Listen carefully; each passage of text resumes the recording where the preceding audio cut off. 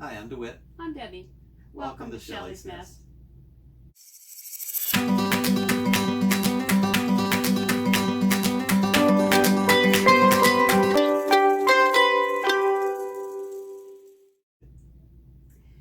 We've been in Red Bay, Alabama at the Tiffin repair shop for about the last week and a half. And while we were here in Red Bay, we decided to do some exploring. Yeah. The first two places we went to was the Coon Dog Cemetery and Dismals Canyon.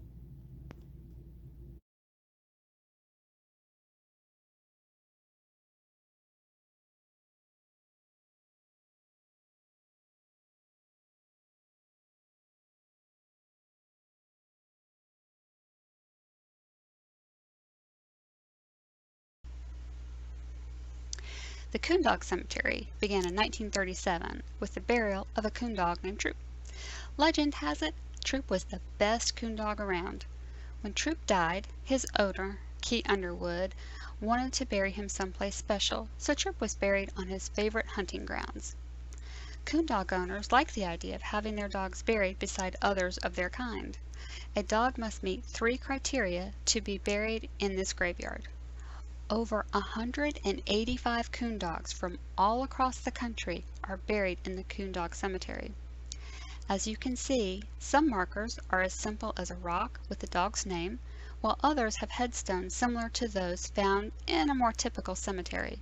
A few headstones bear the collar or leash the dog used. Whether you're a hunter or not, whether you owned a coon dog or not, you can feel the bond and love these owners had for their faithful canines. I sounded like a documentary. Yes, you did sound like a documentary, as a matter of fact. It sounded like maybe you were reading from a script. Maybe I was. You may have noticed in the video that some of the headstones had coins on them. Well, DeWitt explained to me that in the military, each of the coins represents something different in the military.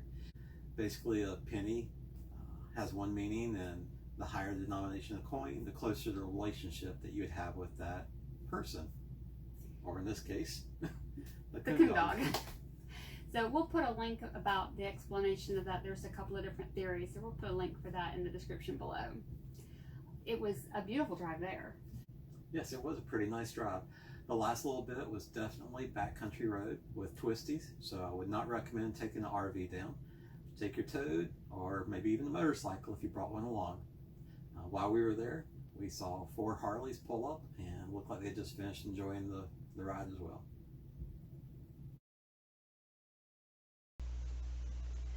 Dismals Canyon was a good way to spend the afternoon. It is a self-guided 1.5-mile tour down into the bottom of the canyon and back.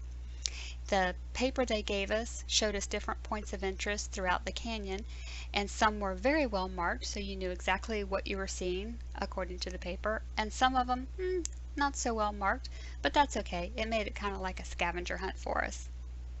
Oh yeah, and if you're interested, you can take a tour at night and you can see the glowing dismal lights. That would be cool.